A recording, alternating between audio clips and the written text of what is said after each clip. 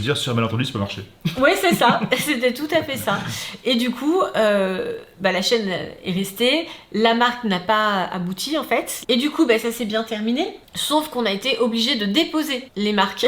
Pour éviter que se reproduise ce genre de problème. Voilà, donc c'est là qu'on a déposé Neo et Swan, Swan et Neo, et d'autres marques que les garçons avaient demandé.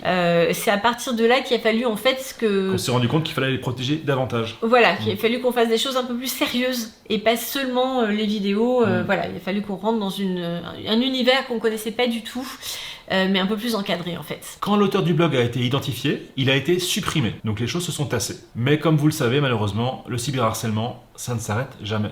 Alors ça, c'est vraiment un truc que je ne savais pas, pour le coup. Et c'est un truc de psychopathe. C'est fou. Genre, en plus, t'as une chaîne qui fonctionnait. Genre, pourquoi t'as fait ça? Genre, vraiment, pourquoi t'as fait ça? On vous a dit, la vérité, elle finit toujours par éclater. Pourquoi t'as fait ça? C'est une dinguerie de vouloir descendre des enfants. C'est des enfants, en plus, là. C'est toute une famille entière que tu mets en cause. Les garçons, Swan et Neo, n'avaient pas du tout donné leur accord pour que leur image soit utilisée sur une autre chaîne. Ouais, surtout ça.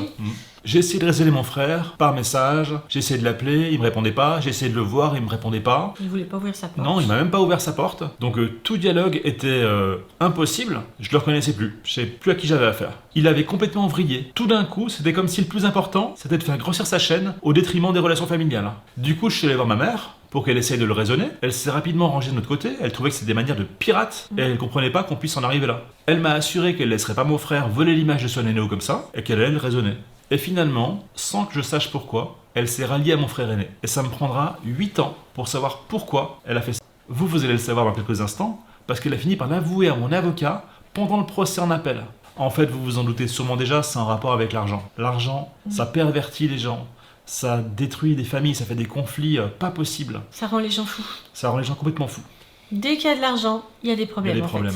Surtout dans les familles. Oh oui. Comme mon frère était soutenu par ma mère, j'ai été obligé de faire appel à un avocat pour qu'il cesse d'utiliser l'image de Swan et Neo sur les réseaux sociaux. Mais même malgré une mise en demeure, mon frère a continué tranquillement à utiliser l'image de mes fils et on a été obligé d'aller en justice. Et là forcément la justice nous a donné raison, puisqu'effectivement ce sont des manières de pirates et on n'a pas le droit de faire ça, on n'a pas le droit de voler l'image de quelqu'un d'autre pour à des fins commerciales du coup. On n'a surtout pas le droit de voler l'image de deux mineurs, sans leur accord et sans l'accord de leurs parents, c'est pas possible. Et donc mon frère a fini enfin par enlever l'image de Swan et Neo sur tous ses réseaux. Et suite à ce litige, j'ai décidé de prendre les distances avec ma famille et de couper les ponts. J'espérais après quelques mois de réflexion que nos relations familiales se rétabliraient et qu'il s'excuserait, mais il n'en a rien été. Quelques mois plus tard... Alors là, pour les personnes qui ont reconnu ou les personnes qui suivaient Swan et Neo, mettez le nom en commentaire. Vas-y, mettez le nom vite fait. Actuellement, je crois que la personne a plus d'1 million d'abonnés, pour vous dire à quel point ça a bien fonctionné. Découvrez la revue criminelle de Max Guys. Amateur de true crime, cette revue est faite pour vous. Max Guys vous plonge dans les affaires criminelles les plus marquantes avec des analyses poussées, des détails inédits et une narration captivante.